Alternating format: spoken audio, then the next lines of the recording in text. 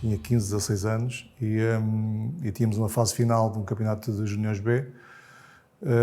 Havia algum problema com o guarda-redes, que naquela altura era o guarda-redes titular, que era o Bizarro, que poderia eventualmente, como se veio a confirmar depois, ir para o Benfica, e estavam em negociações e eu tive que jogar o jogo da fase final e, para meu espanto, quem estava atrás da baliza, o nosso presidente. Ou seja, eu fiquei motivadíssimo, foi das primeiras vezes que estive mais próximo do nosso presidente e fiquei motivadíssimo, como é lógico, o jogo correu-me bem.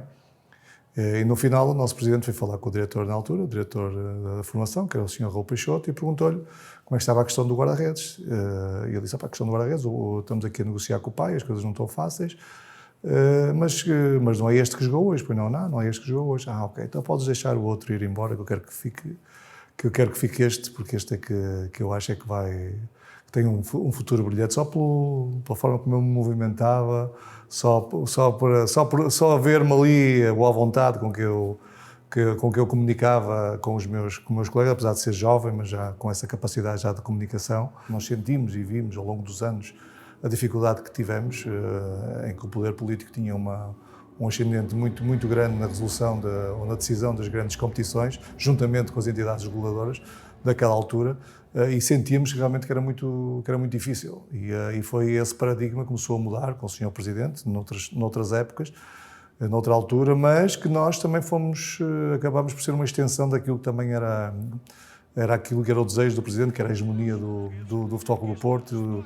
e é daí também que nasce a cultura. Ou seja, a cultura nasce também, tem um mentor, e esse mentor acaba por ser o nosso grande Presidente, e é visível, é algo que não se sente, ou seja, que não se vê, mas que se sente e que está à vista de toda a gente, e foi isso mesmo que nós sentimos sempre. É um presidente presente, connosco, nosso amigo, a proteger-nos incondicionalmente em todas as situações, ter sempre uma palavra amiga, nunca ter uma crítica em privado, quanto mais em público, portanto, nunca o fez, e isso é que faz dele realmente um grande líder, nunca ter sempre os treinadores e os jogadores do seu lado, pela sua competência, pela sua amizade e por gostar muito do Futebol do Porto e querer que o Futebol do Porto vença, portanto, e ter a capacidade de escolher os melhores. Eu fui para a Baixa festejar a conquista de 87, não é? Portanto, eu sonhei, disse, o homem sonha e acontece, não é? E eu sonhei poder viver uma realidade como aquela, foi realmente extraordinário, foi uma emoção incrível, desde o aeroporto, com toda a gente na pista, depois na Baixa do Porto, foi indescritível, e eu sonhei. E quando nós crescemos nesta cultura, que acabou por ser um crescimento através do sofrimento, porque nada nos era oferecido, tinha que nos sair do corpo com sangue. O sangue, suor e lágrimas encaixa na perfeição em todo este trajeto, não é? E quando tive a possibilidade de estar numa final de uma competição internacional, que foi a Taça UEFA, aquela era a nossa Liga dos Campeões. Nós não imaginávamos que ainda tinha a cereja do topo do bolo, ainda vinha no ano seguinte. Nós agarramos àquilo. E daí, quando falamos daquela taça, falamos com um carinho especial.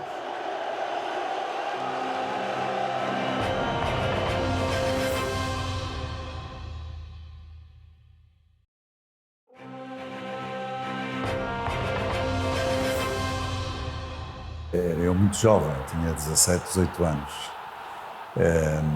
e foi num café na zona das Antas, onde ambos frequentávamos, e era uma mesa de amigos, onde o presidente estava, e como eu já jogava na equipa principal, um dia chamaram-me para conversar comigo, e foi aí que eu conheci Jorge Nuno Pinto da Costa. Depois, 2 anos mais tarde, mais ou menos, encontramos-nos aqui já no clube, eu como jogador, o presidente como diretor do futebol, e pronto, e começou aí a nossa relação no clube, e como amigos também até hoje. Quando pela primeira vez o conheci, percebi logo que se tratava de um grande portista, de um homem inteligente, culto e com grande sentido de humor. E no fundo tem sido também nessa base que tem acontecido a nossa relação através dos tempos. Jorge Nuno Pinto da Costa é um verdadeiro líder, com substância no saber, no rigor, na paixão pelo clube, como eu disse, e também na ambição, e tem sido, na minha opinião, a força motora do desenvolvimento do Futebol Clube do Porto. Felizmente para o Futebol Clube do Porto é muito difícil escolhermos um título, já que são muitos os títulos importantes para a história, para a brilhante história do Futebol Clube do Porto, quer a nível nacional, quer a nível internacional. Claro que por exemplo, pensando a nível nacional, eu lembro-me que, enfim, o primeiro título enquanto presidente foi no ano 84, 85, e lembro-me porque foi um título marcante na história do clube, já que nessa altura nós, digamos, que ganhávamos a frente à hegemonia do Benfica no futebol nacional e afirmávamos como o melhor clube nacional. Até hoje tivemos convivência, eu tive experiências fantásticas com o Presidente e naturalmente que teve influência não só na minha carreira como futebolista, mas também como homem e agora também não tenho dúvidas que todas essas vivências e experiências que eu vivi com ele foi beber algo que formou o meu perfil como dirigente. Tenho várias histórias, não é? Com o Jorge Nuno Pinto da Costa, porque foram muitos anos, têm sido muitos anos, como eu disse, de vivência. Não sei, lembro-me de quando eu estava no Rigon, a jogar no Sporting Rigon, e o Presidente foi lá para me trazer para o Futebol Clube do Porto, e de facto o Rigon não me queria deixar vir, mas enfim, a inteligência do Presidente, o sentido do humor dele e também a habilidade, a sagacidade, fez com que os dirigentes do Sporting de Rigon ficassem de facto rendidos a essa capacidade e naturalmente depois deixaram-me vir, embora ainda tivéssemos dificuldades porque o dinheiro não era muito e era preciso pagar alguma coisa. Mas foi um dos momentos em que eu senti a capacidade, a inteligência do nosso Presidente e a competência para servir os interesses do Futebol do Porto.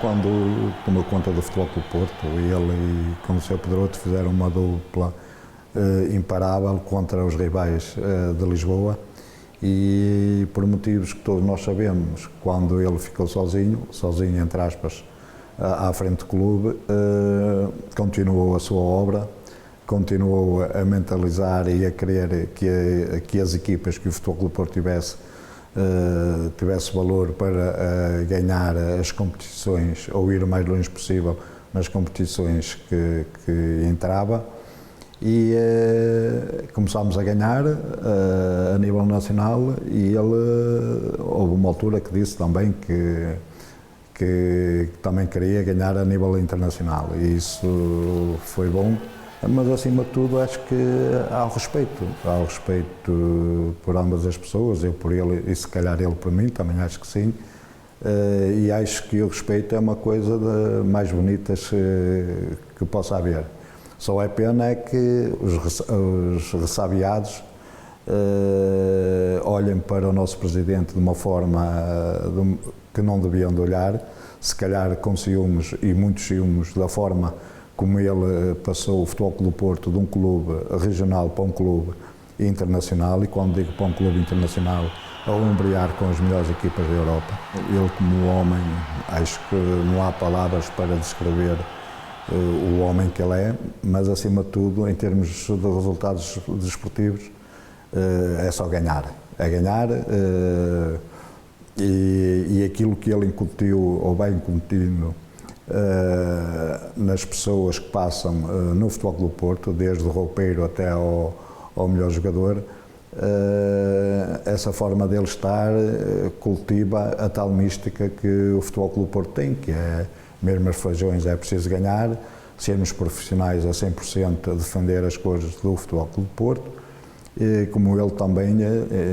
em quase tudo na vida, mas em relação à equipa de futebol, tenta cumprir e cumpre aquilo que nós falamos. Para mim, o momento marcante na vida do nosso presidente à frente do Futebol Clube do Porto foi quando ele ganhou as primeiras eleições que entrou para presidente do Futebol Clube do Porto. Aí sim foi uma data histórica, porque veio modificar aquilo que era o Futebol Clube do Porto. Como eu disse atrás, deixou de ser um clube regional para passar a ombrear com as melhores equipas europeias.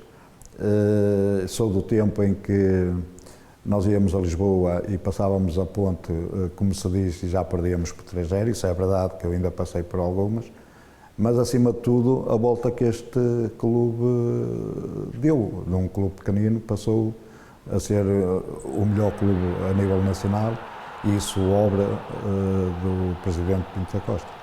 Íamos jogar, não sei se foi contra o Feyenoord, um jogo, estou aqui a ver o Seribic, um jogo em que praticamente jogámos com 10 defesas e o guarda-redes. E na altura não se falava de prémios, nem podíamos falar. E eu, todas as vezes que íamos para estágio, eu se calhar era o único jogador que vinha tomar o pequeno almoço ao restaurante. E uma vez estava a tomar o pequeno almoço, ele chegou, tomámos os dois na mesma mesa ao pequeno almoço, e eu virei para ele e disse: ao Presidente, ainda não falámos de prémios, como é que vai ser? E ele disse: ó João, nós nunca falámos, por isso não é hoje que vamos falar. Joga e depois logo se verá. E foi assim que se passou, não falávamos de prémios, e depois ficávamos imensamente satisfeitos, não só pelo prémio que ganhávamos, mas acima de tudo por termos ganho o jogo e conseguirmos passar a primeira vez àquela pool dos campeões europeus, que foi nessa altura.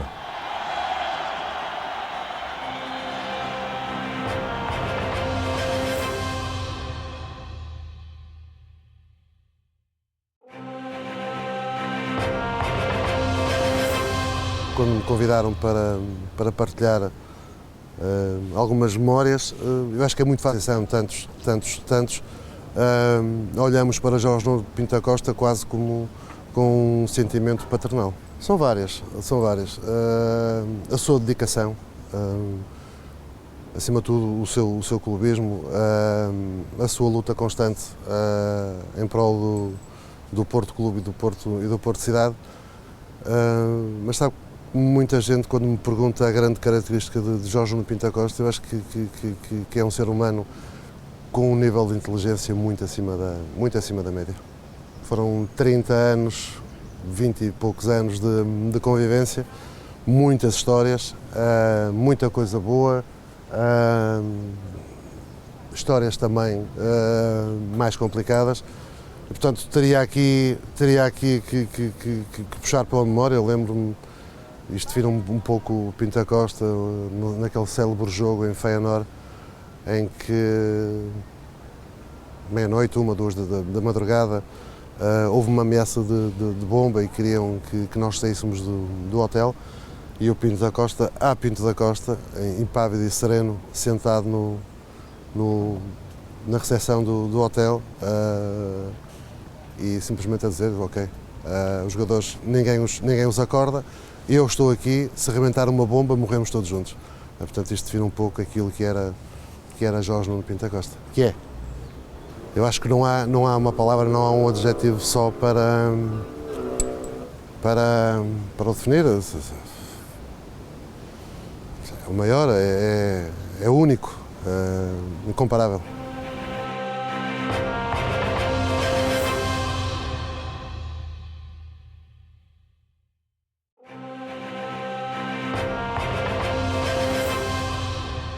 Conheci primeiro como diretor e depois como presidente.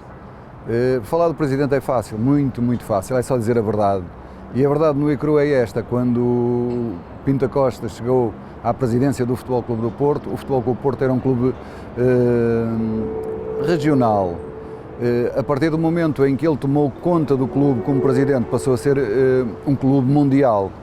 O Pinto da Costa é o presidente mais titulado do mundo, é uma pessoa que todas as pessoas do mundo conhecem e, portanto, como a pessoa mais titulada do mundo, é também o maior e o melhor presidente do mundo.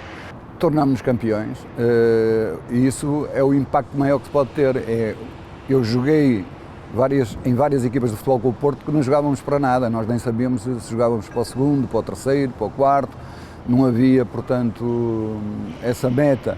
Quando chegou o presidente, jogámos para ser sempre campeões, a maior das vezes conseguimos, outras não, mas jogámos para ser campeões. O presidente sempre foi uma pessoa que brinca, que nos deixa à vontade, que é também uma pessoa que nós sentimos que temos que ter muito respeito porque ele o merece e só se deve ter respeito pelas pessoas que merecem, é a minha opinião.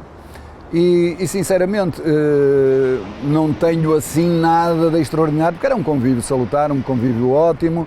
Para mim pessoalmente, porque o vivi intensamente, foi quando ao fim de 19 anos fomos campeões nacionais. Aí vivi, portanto, o momento em si, não é? Depois, penso que o primeiro título europeu e depois os outros, mas é tudo vivido no momento e no momento são situações fantásticas que nós todos vivemos. Os adeptos vivem à sua maneira, os jogadores à dele, a direção e o presidente à dele, mas todos amando e gostando do clube.